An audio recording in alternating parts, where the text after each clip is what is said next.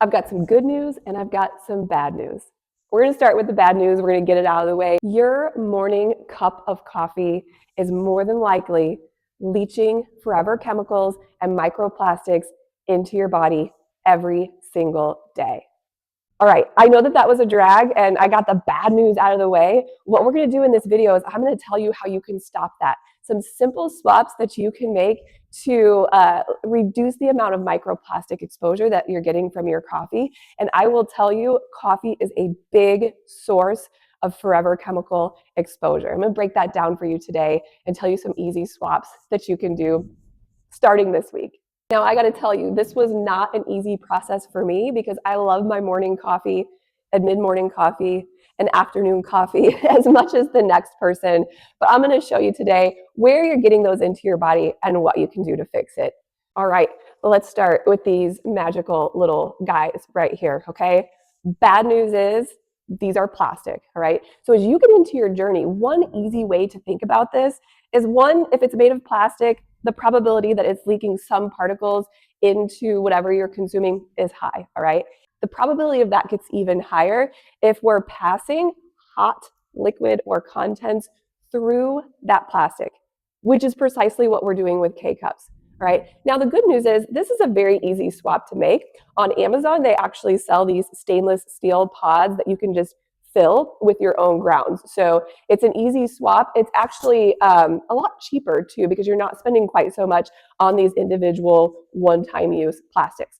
It's also good for the environment, okay? So you can make that swap. There are some other things you can do too. If you just love the ease and convenience of these cups, I get it. There's a brand out there called Beaniac that I've been purchasing that the actual vessel that they use is biodegradable. It's not made from plastic, and the coffee flavor in there is fantastic. In the show description, I've created a link to all of these. Go check them out. I've already done the testing for you. You'll find them in there. All right, another easy swap that you can make is to switch to a drip coffee. All right, now with drip coffee, one thing you want to think about is that plastic container that the filter goes in, right? Again, anytime that we're pouring hot contents in or over plastic, it's much more likely to be releasing microplastics into your food or beverage. They sell stainless steel replacements that you can simply put into your current drip coffee maker. Very inexpensive, very easy swap in there. Another great option, especially if you love your morning coffee routine and you have a little bit more time, is a pour over. I actually purchased a pour over early on in my microplastic detox journey, but I save it for weekends or mornings that I have a little bit more time. I really like the flavor of it and I like the process of making it. But at the end of the day, I'm usually in a little bit too much of a rush in the morning for that to be great for me all of the time. I also like to drink multiple cups of coffee, so waiting for that every time is not great for me. But if you're a one cup of coffee kind of person, that might be a great option for you. And there are some very inexpensive pour over options that I've also linked in the show description. Now, last thing on your home coffee is think about your paper filter. Okay, those white bleached paper filters.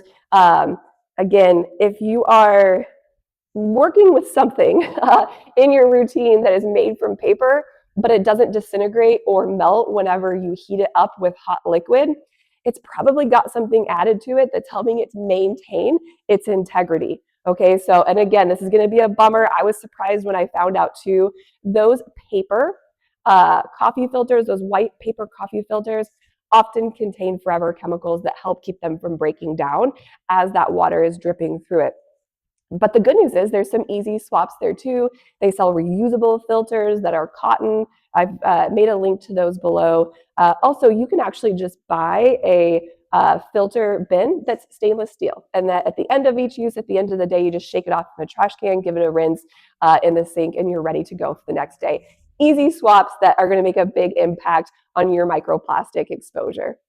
All right, when it comes to coffee, I've got one more that I've got to tell you about because it's one of the ways that most people are consuming a massive amount of forever chemicals and plastics. And I'm sad to say it, okay, but it's this guy right here. These paper cups that you're getting from your favorite coffee chains, I love them too. You look at them and you're like, oh, these are paper, no problem. On the side of them, they might even say 100% recyclable. But think about this. If these were just paper, what would happen when you put these hot contents into them? They would melt, right? So what they do is they line the inside of these with polyethylene, most of them, all right? And that prevents that breakdown as that hot liquid gets in them. Think about your lids as well. Again, hot liquid passing over plastic is always going to be something that you want to stay away from. This one is a super easy swap, all right? Get yourself a stainless steel or a ceramic to-go mug.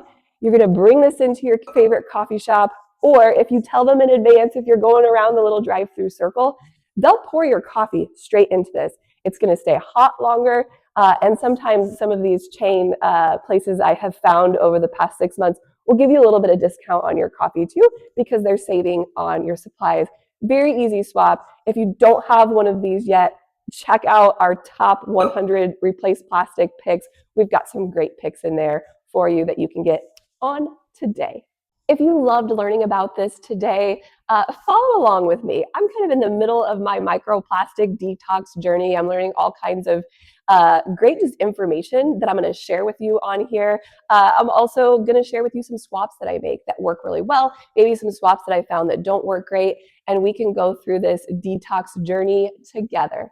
Thanks for joining. Like and subscribe if you want to follow along, and I look forward to seeing you in the next video.